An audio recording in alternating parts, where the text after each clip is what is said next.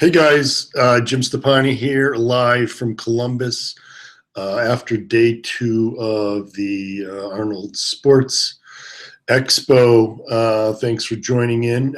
Sorry about last night. I had some issues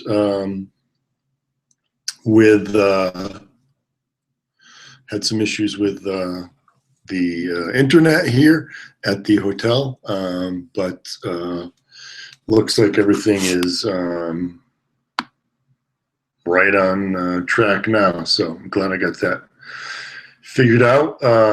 So let's jump right in and start with the questions. So first question is coming from Carlos Aquino, and he says, Dr. Stoppani, how would you schedule your nutrition supplementation if you were to hit the gym around 5 a.m. in the morning? Would you take some fast carbs before the gym? Well, I would recommend actually doing, either if you're using your pre-gym, doing pre-gym and protein shake, pro-gym, and then I do a piece of fruit before you work out. And a fruit, I've talked about this before, how fruit has sort of a fast component to it, but also a slow component. It's a low GI, most fruits are low GI carbs. Things like apples, oranges, peaches, pears, berries, all make good pre-workout carbs, and like I said, it's got a fast component because half of it is glucose, the other half of it is fructose. Fructose being the low GI component because it has to go through the liver. The glucose goes directly into the bloodstream, but it's not enough to really spike insulin.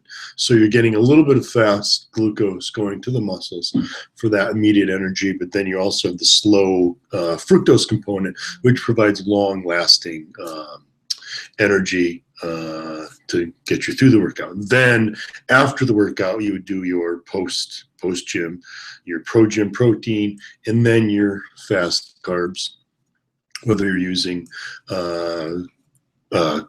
post gym dextrose or gummy bears or pixie sticks, whatever you want.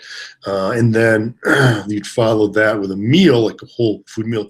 So breakfast, it would actually be like a real whole food breakfast, anywhere from 30 to 60 minutes after that. Now, you can see a sample of this in any of my diets if you've looked at my Dieting 101 or my rules for mass gaining. You can actually see the difference. I break the diets up by time of day, so those who work out in the morning versus those who work out at lunchtime, you can see a real example. Or if you go to my JYMSupplementscience.com site and look at how to stack all my gym supplements, that article in the supplement facts section, you could also see how I recommend using the supplements based on what time of day you work out. I break it up into 4 different times of day: morning, people who wake up first thing in the morning work out, people who work out at their lunchtime break, people who work out after work or school but before dinner, and then people who work out later at night after dinners, which just helps to sort of make sure that you're on track with how you're doing your supplements. Let's see. Next question here this is from Dominic Bortas. He says, hi, Doc. How is it possible to both gain muscle and lose fat, since we're talking about 2 different processes, anabolic and catabolic? What's your take on intermittent fasting? Well, let's focus. You can read my article, Intermittent Fasting, on JYMSupplementscience.com under the nutrition section. But as far as can you gain muscle and lose fat at the same time, and the answer is yes, you can. I mean, if you look at people who've done my Shortcut to Size or Shortcut to Shred, just 2 examples of 2 completely different programs. One is mainly focusing on mass gaining. The other one is focusing more on fat loss.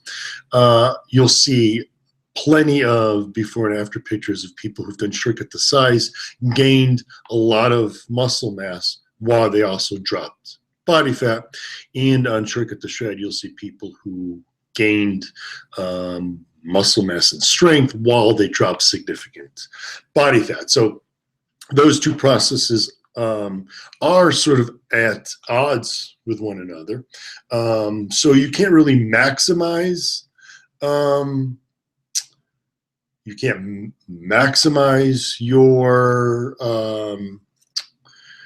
mass gaining or fat loss, but you can do both. Just like I said, you just can't maximize one or the other. So if your goal is to really maximize mass gaining, then to truly maximize it, you don't really want to be too worried about fat loss.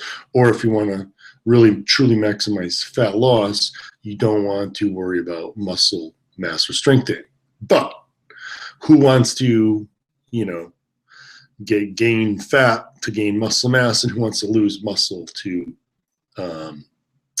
lose body fat, right? So it doesn't have to be that way. So I wouldn't worry about maximizing either one. You can find a happy middle ground.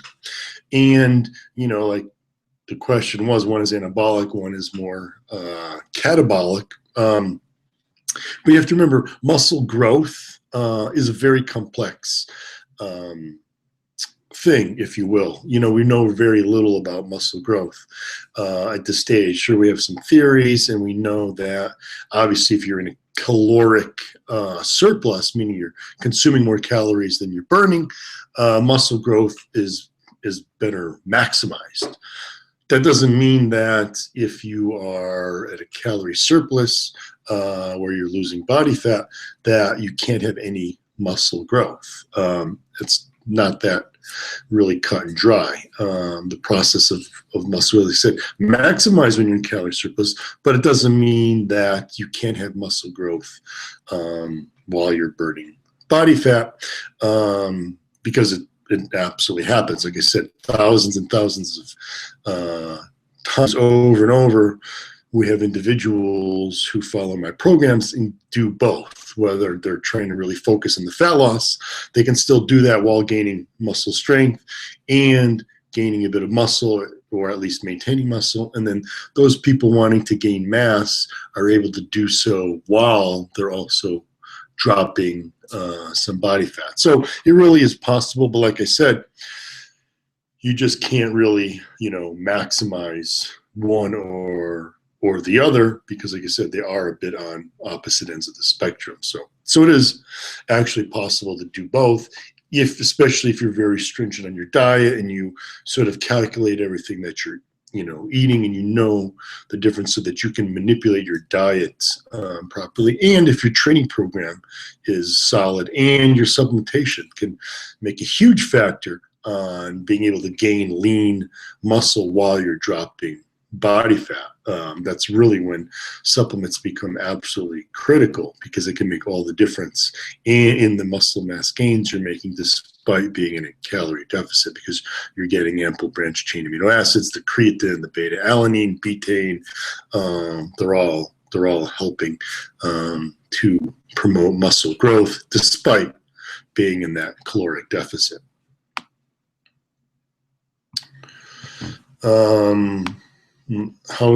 Let's check. I'm gonna make sure that this is working properly. I got a text message from someone saying that they can't see anything, but I'm wondering if it's their internet connection. But hopefully you guys are getting, you guys are seeing me on this internet connection, because again, I'm in the hotel room, but they said that there was something wrong. Today it seems to be fine. So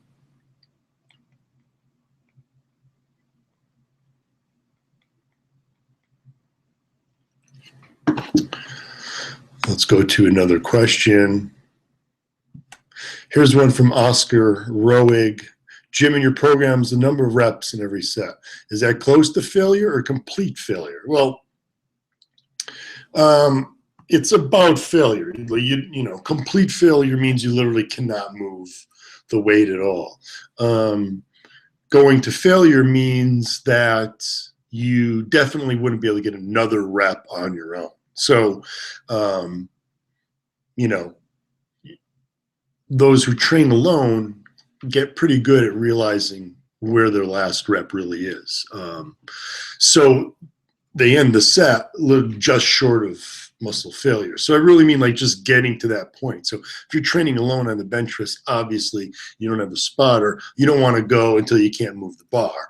But if you're a fairly experienced lifter, you pretty much get to know your own body, and you know when I get this wrap up, if I'm not going to be able to get another one. So that would be close enough to muscle failure for my programs. And I guess we can that opens up a can of worms and allows me to go in one of my rants here about this topic is how critical is muscle failure. And it sort of depends on your goals. I'm a firm believer in muscle failure for hypertrophy training.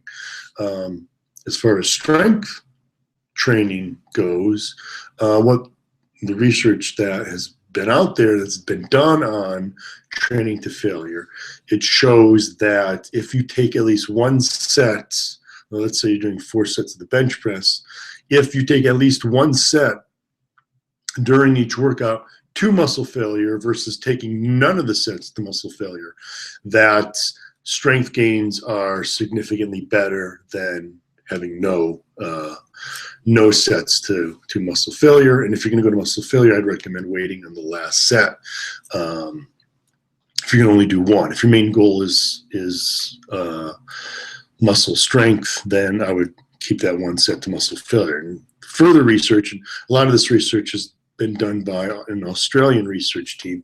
They then tried to look at the differences between comparing one set versus more than one set.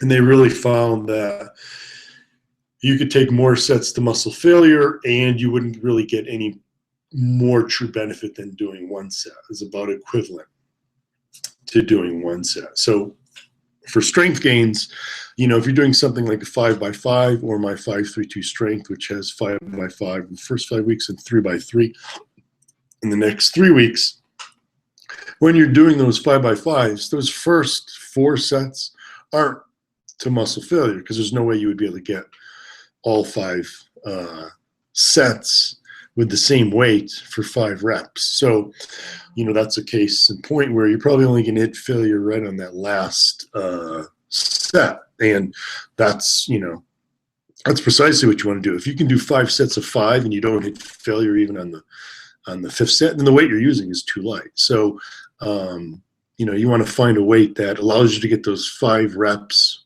on the first 4 and then get you to 5 reps on that 5th set. But that 5th rep on that last set is absolutely your last rep that you'd be able to do. If you could do more, that means you went too light, and next week you need to increase the weight. So going muscle failure for strength, typically the rule of thumb would be do 1 set to muscle failure, 1 set to muscle failure.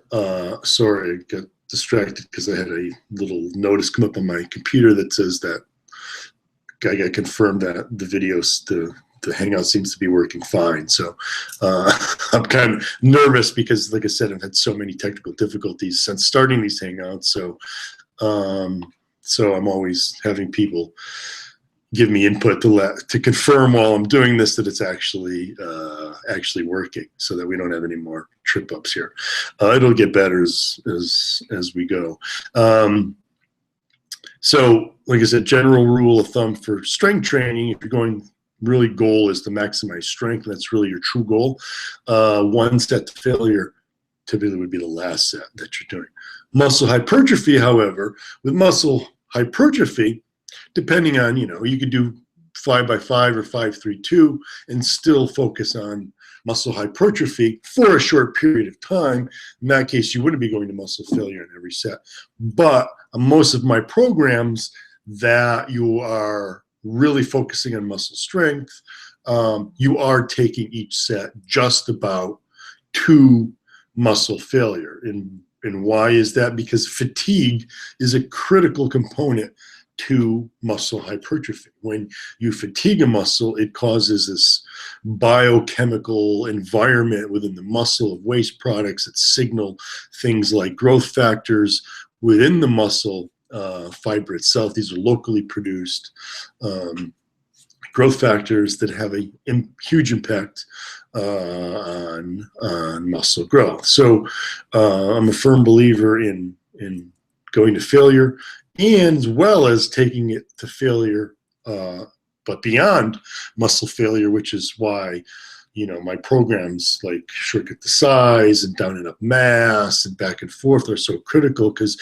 you're typically using that last set to not just go to failure, but you're doing either a drop set, you're doing a rest pause set, you might be doing forced reps, whatever it is to take you beyond muscle failure. You might even be doing rest pause drop sets, which is a combination of rest pause and drop sets to further, you know, increase the fatigue that the muscle goes through, which helps to encourage greater muscle growth. So yeah, so back to the question, is it to complete muscle failure? No, it doesn't have to be to complete muscle failure, but that last rep that you do on each set should be the last rep that you're able to complete on that set. If you've got another rep in you, then you're going too light.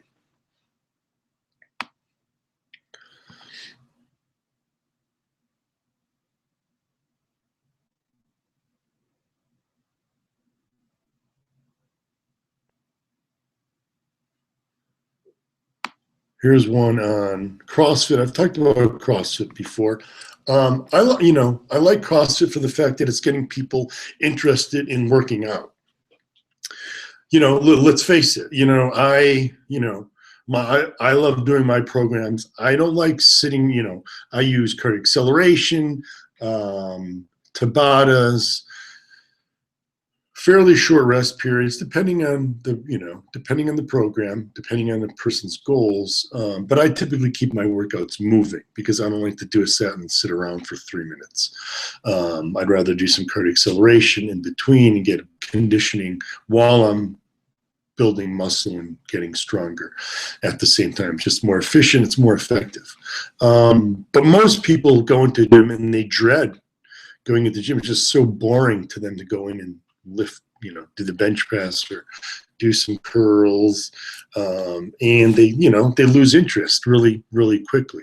CrossFit, however, when you go into a box, as they call it, CrossFit gym, there's someone holding your hand there, and and it's fun. There's camaraderie, there's competition between yourself and other people. You know, you're doing this in more of a group setting versus just going in there.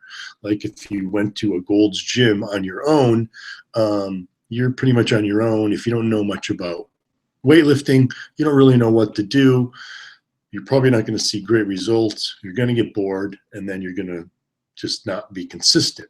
Whereas with CrossFit, they come in and it's a group setting. They encourage them. They teach them. They're holding their hand. And some people need that. So if that's the type of person you are that needs that and feeds off of working out with other people in that sort of setting and having those sort of challenges set up for you every day, then great. I mean, that's absolutely wonderful. It's fitness. CrossFit is fitness, and I'm all for anything that promotes fitness. However, someone was telling me about one of the recent WODs that they have to do to get to the games, and that was something like, and don't quote me here, but it was basically something like 185-pound deadlifts and box jumps for, I don't know, you had to do as many, whatever it was, I can't recall the actual details, where they had to do like 50 reps of each in short amount of time as you could. And then after that, you immediately had to do a 1RM on, it was either the clean and jerk or a snatch. Now, that just doesn't, you know, you can argue here about,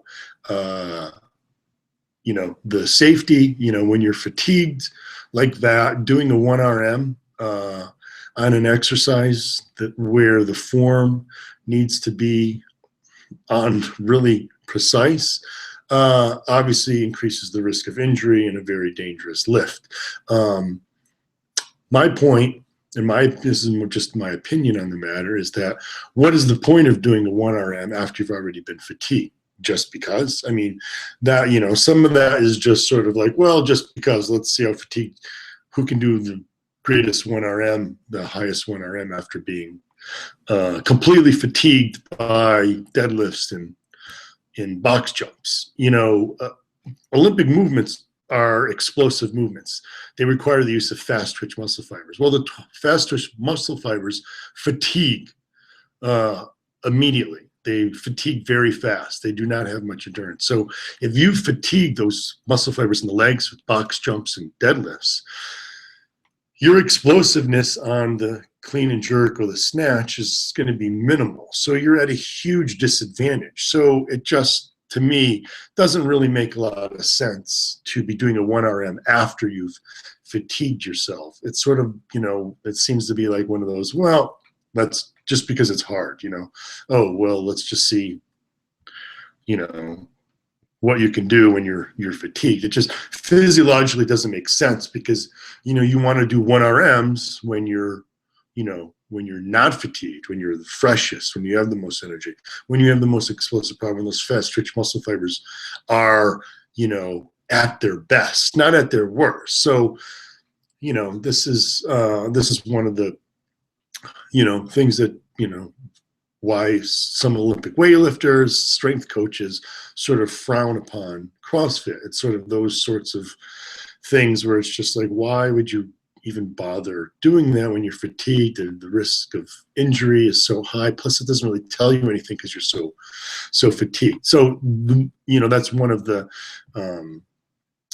you know, one of the cons, I would say, of CrossFit is stuff like this.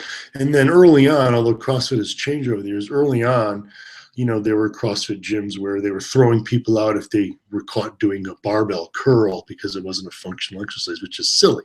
You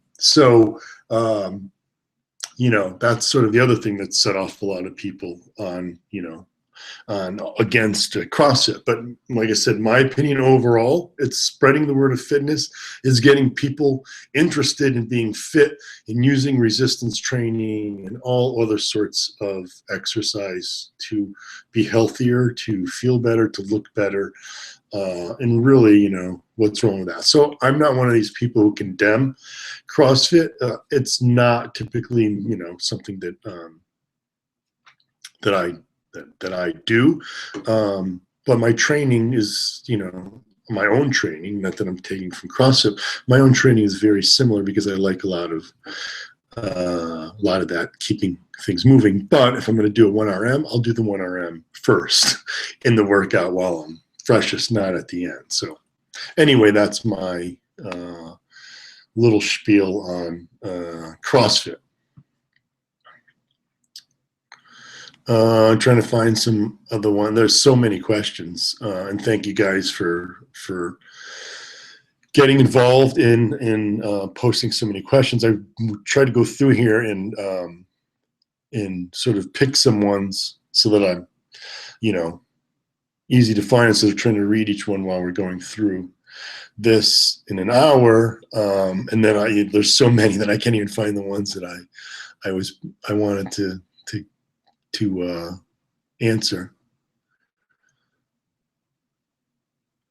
Here's one from Ryan Quinn. With respect to your workout programs, what is the best type of shoe to wear? Also, does wearing a sweatshirt while you're warm up actually help to warm up muscles and prevent injury? So, shoe question. You know, shoes really are dependent on the person. I'm a minimalist as far as shoes, because I have a martial arts background where you do a lot of things barefoot. And if you wear any type of shoes with martial arts, they have very minimal sole, if anything. They're more like slippers, like Fayways, if you've seen those. There's a few other ones as well that have, you know, very minimal. It's almost like being barefoot, but you have foot protection. So I'm a minimalist. I like using Nike Free 3.0s, which are the most like barefoot shoe. That's typically what I wear on a daily basis. I also do some, I deadlift barefoot. I also tend to squat barefoot often as well. So because of my martial arts background, I'm usually wearing minimalist shoes or absolutely barefoot. But I'm typically in my own gym. You can't do that in a regular gym. So I like minimalist shoes or sort of barefoot footwear. The problem though with barefoot is that you can't just go from wearing like Nike Airs to just, barefoot. Because you just don't have the support in the foot. The foot's just, been sort of compromised by, these big bulky shoes that you've been wearing. And so you can't just go from one to the other. And as a matter of fact, if you look at a lot of the research on barefoot running and that sort of thing, a lot of it's done with running, not weightlifting and in other fitness. A lot of it's done on running. You'll see that there's a higher incidence of injury.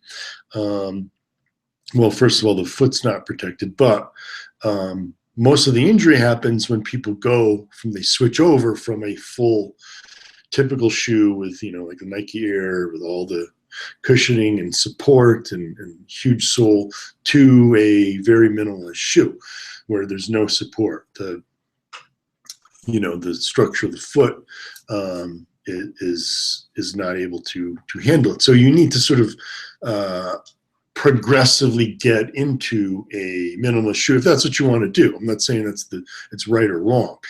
You can't just jump from regular shoes to barefoot or even minimalist. You really have to sort of progressively get in there and change your footwear. And with Nike, you could do it by using the free 5s then moving down to 4s and then 3s, or you could do it where some days you wear the minimalist shoes and some days you wear the regular shoes, and then you slowly increase the days that you're wearing the minimalist shoes. So like I said, I like minimalist shoes personally. Doesn't necessarily mean that's the best thing for everyone. For most of my programs, you'll find like a cross-training shoe works fairly well if you don't want to use, like I said, minimalist shoes. So as far as the sweatshirt question, does wearing a sweatshirt really help increase help you warm up? And it can, because what's essentially happening is the more clothes you have on, the higher your core temperature is going to get, particularly when you're doing the warm up, like whether it's some kind of Tabatas or walking on a treadmill, riding a cycle, bicycle, stationary bike, whether it's calisthenics type exercises. Having more clothes on is going to bring up your core temperature. Your core temperature is going to help increase the temperature of the muscle as well. It's going to help increase the temperature of the body. So and that can help reduce injuries. To go on a rant here with warming up, one thing that you may not want to do is stretching, or at least one type of stretching, which is static stretching, like sit and reach. There's been a lot of research done on stretching and the way that it affects performance and strength and power, and it appears that if you do that sort of stretching, that static stretching, like where you hold the stretch for 30 seconds, it can actually decrease muscle power, and that can decrease muscle strength. However, research has also shown that if you use more dynamic warm-up, dynamic stretching, things like where you're doing high kicks, things like where you're doing Spider-Mans, if you know what that is, and other movements like the Scorpion, where you actually have movement going through these very high range of motion movements, that can actually increase muscle power and help your performance. So what I will typically recommend is doing like some kind of warm-up, just a general warm up. It could be like some Tabatas, like some calisthenics, 5 to 10 minutes of that. Or it could even be, like I said, part of it is working some of those dynamic movements like high kicks and scorpions and whatnot, and help, not only warm you up, but help increase power and strength. Then finish the workout with static stretching as your cool down. And research has actually shown that there's no benefit of stretching before. It does not decrease injury rate. And in fact, if you do your stretching after activity, when the muscles are fatigued, the body is really warmed up, then you actually can increase flexibility better when it's done after. So keep your static stretching done after the workout. Keep it to dynamic and general warm up before the workout. Sort of my just general rules on stretching and warming up.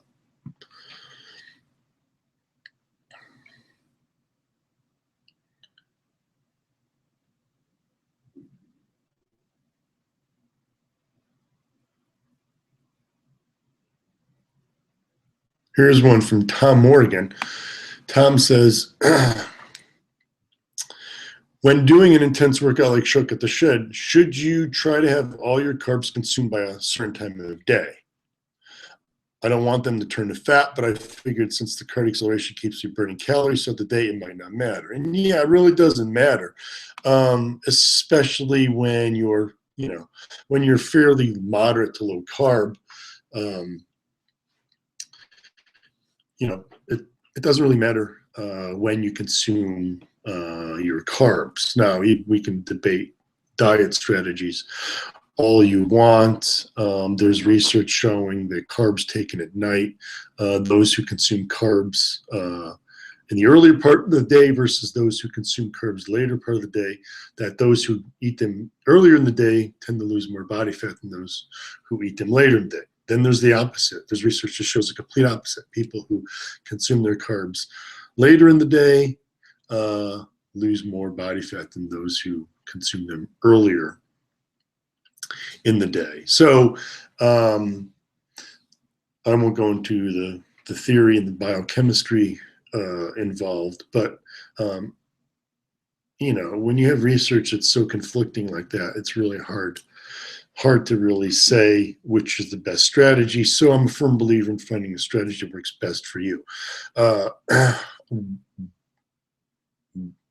It really doesn't matter, especially for those who are on a low to moderate carb intake. Doesn't matter if you're having all your carbs later in the day, earlier in the day, or spread out, through the day. Or you have some early, you don't have any in the mid-afternoon, and then you have some at night. However, I would focus on consuming your carbs, at least some don't skip them around workouts. If you're going to have carbs, make sure that you're getting some carbs before and after your workouts, depending on the diet that you're in and the stage of the diet that you're in.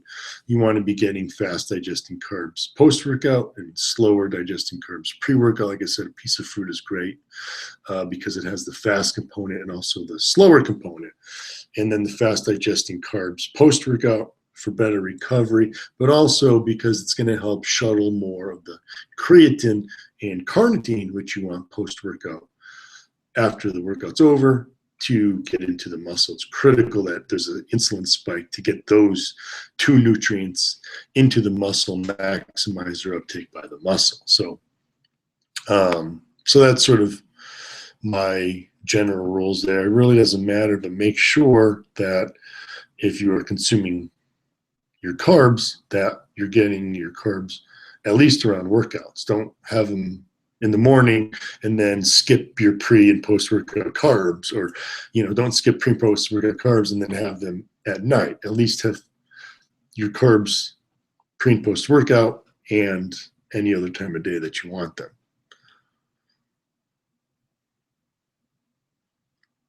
Here's one from Steve Cassidy. He says, Jim, I've noticed some GI sensitivity since switching to your products. Nothing major, similar effects to drinking a huge coffee. I have a feeling it may be the pre-workout because it's the only one that doesn't completely dissolve in 20 ounces of water, shaken vigorously and left overnight in the fridge. It may actually be the post gym. Few people have had stomach. You never know. It could be the pre-gym. I would try a little more than 20 ounces of water. It's never bad to have more water because you always want to stay hydrated. Hydration is critical for strength. But overall, I've hardly had any people give feedback on having stomach issues with pre-gym when they use enough water, when they allow it to dissolve enough time, and when they sip it slowly. Give yourself a good 30 minutes to finish pre-gym. Same goes for post-gym. As much water as you can stand. More, I would try to shoot for at least 20 ounces, if not 20, 40, even 30 ounces if you can fit in your shaker cup. Again, allow it to, be mixed and shaken for a good 15 minutes before you even start sipping on it, and then sip on it quite slowly. Some people are very sensitive to the glutamine in post-gym, especially when you have all those branch chains and the beta-alanine and the L-carnitine. And so there's a lot for the body to absorb. So sip it, both of them very slowly. Sip post-gym at least over half an hour, nice and slowly. You could even divide it into two. If you're a person who finds your stomach sensitivity issues, it's likely that it's just so many ingredients that your body's just not absorbing them optimally, and what that does is cause some stomach distress, some GI distress. So like I said, try sipping it over 30 minutes after it's been fully dissolved and shaken for a good 15 minutes. Or you could break up your post-gym into two sort of sessions, if you will. So drink about half very slowly for over half an hour, as soon as possible after the workout. Then wait an hour, and along with your pro-gym, whenever, before, after, during. Then about an hour later, have the second half of post-gym. And you'll find that your body is better able to absorb the nutrients that are in there, and you'll have less stomach problems. So let me know how that works. And, you can hit me up on Twitter and Facebook or Instagram, and let me know how it goes, Steve, so I can give you any more advice moving forward with that.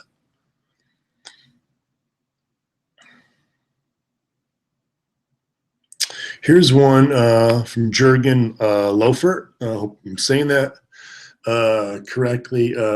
Don't feel bad because Stoppani gets butchered a lot. He says, Dr. Jim, you know me and Jim Army member, Druss, D-R-U-S-S. First question is, my thighs are relatively big, but I train thighs twice a week, as in some of your programs. They're getting even more bigger, but I want to reduce them. Should I train them at all, or maybe just once a week? Yeah, I mean, you still want to train legs. You don't even want to get to the point where you're just skipping legs. You want to be doing some activity for them. So if they're getting too big, which, I'm sure most people who've tuned in are like, oh, too bad for you. You're like, I have the opposite problem. They're probably thinking, I can't get my legs to grow. Poor you, your legs are growing too much. I would definitely keep training them. Like I said, you can cut it down to once a week.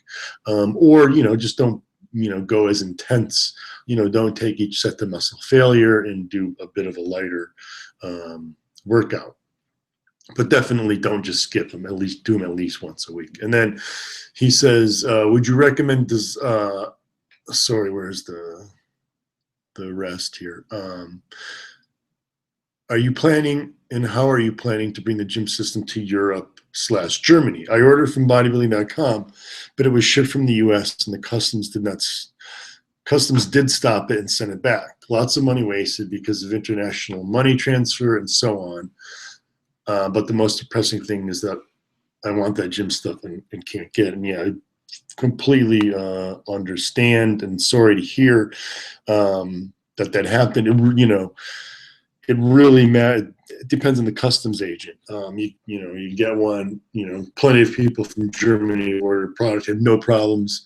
And then, your case, you order it, and, some idiot in customs, decided that it's going to be sent back. So yes, I am currently reformulating all the gym products for Europe and the UK. Working on a European version of pre-gym, post-gym, shred gym, let's see, VitaGym, all need to be changed. And those are all, I've reformulated those all, just have to be, finishing on the labels and shipping them over there. So what will happen for Europe and the UK is that the European versions of gym products will actually be in Europe and in the UK warehouses, so that when you're in Germany and you order a gym product, it will come from Europe. So you won't have to pay for the shipping to come, across the pond, as they say, and you won't have to pay those duties that you have to get, and you won't have to worry about customs because it's coming from, another EU country. So it's already, it's already gone through the regulations, if you will, and it's compliant. And the same for the UK. It'll be coming directly from the UK to those of you who live in the UK. So again, you don't have to worry about the paying for the extra shipping. You also don't have to worry about the customs and paying all those extra fees. So that,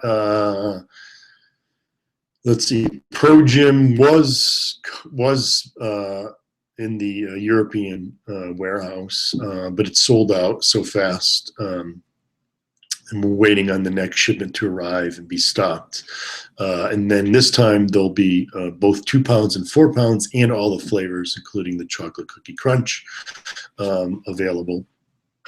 And then Shred Gym is already done as well, the European version, UK version, and that'll be there next. Should be, let's see, the protein is supposed to be there this month at some point, hopefully by the end of the month. Same with the Shred. So either it'll be this month or very soon in April. Following that should be the VitaGym and pre-gym, as well as post-gym. And then ZMA Gym, which doesn't really need to be reformulated. That'll be available. Alpha Gym will take me some time because right now both the DIM, the DIM, and the Uricoma longifolia are not compliant for the EU, for European countries, and the UK. So those both have to be replaced. And the Alpha Gym formula as it is really perfect. For most people, it works very, very well. And I just am not yet happy with any substitutes at this point. So I'm still sort of playing around with the formula so that I can have something equivalent for those of you who live in Europe and in the UK and want to use Alpha Gym and not have to risk shipping it from the US. So that's the update there on gym products for both Europe and the UK.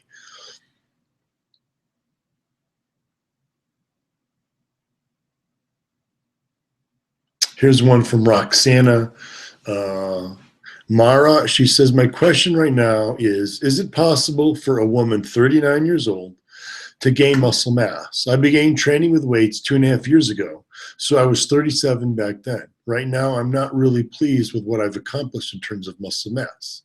It might be different reasons why my gain is not as expected, but I'd like to know if age could be reason. Thank you for your time and for all that you're doing and sharing with us. Well, what research does show when they compare young to older populations is that, sure, there's some minor differences in younger and older individuals. Older individuals can make significantly greater gains in strength and muscle mass than older individuals. However, older individuals do still make significant gains in muscle mass and strength. So, you know, my question to you would be, what program are you following? Are you following it to the T? And what does your nutrition look like? Are you following the nutrition program? You know, if you're following one of my programs in the nutrition and with the supplements, I'd be very surprised that you're not seeing very decent gains in muscle mass, even at 39 years old. I'm a 47-year-old male, and, you know, I'm still able to, obviously I'm pretty much at my, you know, genetic peak, but I still can make, you know, small gains here and there in strength and muscle size, at least in certain parts of muscle areas. So age isn't always a factor. Sure, it does have some factor, but you still can see very decent results, especially if you're following a very good program. So, you know, be sure to reach out to me on Twitter or Instagram or Facebook, whichever social media that you use, to say, "Hi Jim, it's Roxana. You answered my question on the Google Hangout. Here's the program I'm doing," and, you know, we can have a conversation. Works, like I said, Twitter works very well for that. For those who are members of my website, you know, if they have trouble finding a program that is the next one that's right for them, it's the easiest way to get me. So you've got all my programs on my website, and through Twitter we can have a, you know, fairly immediate conversation. Like I said, to help you find the next one program for you. And then while you're going along, if you're having troubles either understanding or you have a question, I'm there to answer the question. It's truly like I'm your personal trainer, and you have instant access to me. Say, "Hey Jim, I'm doing super shredded A," or, "Hey Jim, I'm doing down enough mass, and, you know, I was wondering," or, you know, "I had this problem," or, you know, I'm there to answer your question. And even the rest of the gym army is there helping as well. You'll get answers from other people, like Justin Cam and Katie, who'll help answer, and numerous other gym army members that will actually, if I miss the question, they'll get it. And you can pretty much be certain that their answer is, you know, it's not just their opinion, it's them knowing how I've answered that question before, that, and they recognize that's the same question that they saw me answer, and that the answer they're giving you is basically my answer to someone else's. So use the social media. This is a huge community that we've built, the Gym Army. We're all in it together, helping one another, inspiring one another. You know, I hear this all the time, you know, people like, "Don't you get sick of answering all those questions over and over again? And doesn't it get tiring, all that time you spend on social media?" No, you know, this is what I love to do. You guys inspire me as much as I'm inspiring you. When I see the transformations, when I hear the workouts that you're doing, it makes me want to literally go right to the gym and just crush it, you know, for you guys, because I lead, you know, by example. I want you to see the, you know, what's possible for a natural human being, even at 47 years old, when they're using smart training, smart nutrition, and smart supplementation. So Roxana, please make sure that you have an open conversation with me, and we'll definitely get you gaining real muscle. Got about 10 minutes left. I think this is the most questions I've ever answered in one session. I've been pretty on point without going off on too many tangents.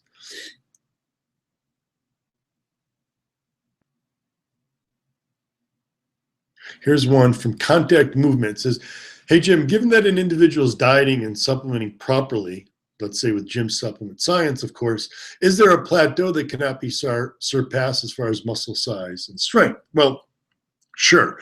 You know, a lot of people ask me, "Well, how much muscle can you gain in a month? How much fat loss can you lose? How much should I expect my bench press to go up in 4 months following this program?" I don't know. You know, it's your body is different from my body, from the next person's body. It's a very individual thing. And so is sort of our genetic limits. You know, I don't even like to think about genetic limit. Like I said, I'm 47. I've been literally training for 40 years consistently. Am I at my genetic limit? Yeah, I'm probably right there. You know, my arms are about 19 inches flexed. Can I get them bigger? Yeah, I can probably get 19 and an eighth, maybe 19 and a quarter. Am I ever going to get them to 20? Probably not, naturally at least. But I don't think about that. I don't go to the gym and think, well, I've hit my genetic limit, so what the hell? What's the point of even pushing myself? I'm still in there striving every day. You know, genetics be damned. I'm going to focus on, you know, getting my arms bigger. I'm going to focus on bringing up my upper chest. I'm going to focus on my crappy calves that, you know, my genetics suck for calves, but I'm in there training them, you know, consistently, at least 3 times a week, literally crushing them to get whatever I can out of them. So is there a limit? Yeah, of course, but there's no set in stone limit. You know, I mean, Christ, I live in Los Angeles. I see homeless people who look like they have the physique of better than some fitness models. They're literally ripped, shredded to the bone, have muscle mass, and you know that person probably hasn't even eaten today. Okay, genetics are a huge factor. And, you know, genetics from one person to the other person are completely different. So there's no way of putting a real limit on that. And, you know, even if you think you're hitting your limit, don't ever accept it, because once you become complacent, what's the point? You know, you always want to be striving. So, you know, don't think of it as, well, I've reached my limits, so what's the point? It's like, ignore the limits. And that's the only real, you know, if you look at the way sports have changed, let's take something like extreme sports, like snowboarding or motocross. You know, the tricks that they were able to do 20 years ago were nothing compared to the things that they're capable of doing today. You know, if you went 20 years back and looked at what people can do in extreme motocross or snowboarding and some of those, you know, the freestyle stuff 20 years ago, you would never ever think you could do that. But it sets a mind, sort of a limitation in the mind, because you don't think that. Then suddenly one person figures out they can do this, and then the next person goes, oh, well, if they can do that, then maybe we can do that. And slowly over time, you know, we keep pushing raising the bar each time. So, you know, things that we would say your limit, you know, how fast a human can run, how strong a human can get. We've blown past all those barriers. And if we went back in time and said, you know, in 2015, someone would run this fast or someone would bench press this much, we'd say that's impossible. So don't really set limits with yourself. I never like to think of it that way, because you get complacent and it really takes the fun out of it. You know, what's the point? You always want to be driving for something, having a new goal, something to really, you know, trying to achieve. And that's what keeps you hungry. That's what keeps you interested. That's what keeps me, you know, inspired and constantly going at it in the gym. So about 5 minutes left. There's a few that I wanted to get to that I didn't even scroll up. Here's one on creatine and hair loss. Can creatine increase speed of hair loss due to DHT levels? So DHT, for those who don't know what DHT means, it's dihydrotestosterone. That's what testosterone gets converted into. And DHT is important for males because it gives us you know, things like facial hair, sex drive, aggressiveness. However, there also can be some bad components like male pattern baldness, prostate enlargement, and prostate cancer. One study actually showed that creatine monohydrate raise DHT levels a bit. So how reliable is one study? It's not. It's hard to say that it's a definite finding. However, some people report getting acne when taking creatine monohydrate, especially in high dose, and it could be due to the DHT. DHT levels can also cause acne breakouts, which is why you'll see, people who use anabolic steroids, they'll have the acne on the shoulders and the back, and maybe even on the face. They get those breakouts, and why teenage boys can have such bad acne breakouts. It's hormonal, and male pattern baldness can be due to DHT. Now, I haven't seen any real reliable anecdotal reports on hair loss and creatine, because there's such a genetic factor to hair loss. But as far as the acne breakouts, I have seen some reliable, and like I said, there's been no real hardcore research on this, but some of the anecdotal evidence does sort of support that maybe it can cause acne in some people who are sensitive to it. Maybe it does cause them to have a higher DHT. It converts more testosterone into DHT. It is possible. Now, one of the reasons why I like creatine hydrochloride is due to the fact that it's such a small dose compared to the amounts of creatine monohydrate that you need. So, with creatine hydrochloride, you only need a 2-gram dose pre and post, versus monohydrate where you need 5 pre and 5 post. Now, this is all hypothetical. Possibly using creatine hydrochloride, because the dose is so small, you wouldn't get quite the DHT response, if there's one at all, with monohydrate. And anecdotally, I have found that people who do typically have bad reactions from creatine, like getting outbreaks of acne, when they do use HCl, they do not get acne, because the dose is so small that they're not getting that issue. So, if you are concerned about hair loss with creatine, I'd highly recommend using a creatine hydrochloride, which is going to be a smaller dose. And, one of the best places to get creatine hydrochloride is in pre-gym and post-gym, because you're not just getting creatine hydrochloride, you're getting everything else you need before and after workouts, getting your branch chains, your beta-alanine, your betaine as well. So definitely, if that's a concern, try some form of creatine hydrochloride. I've been taking creatine all my life, and even though I shaved my head, I do have a full head of hair, even though it's shaved.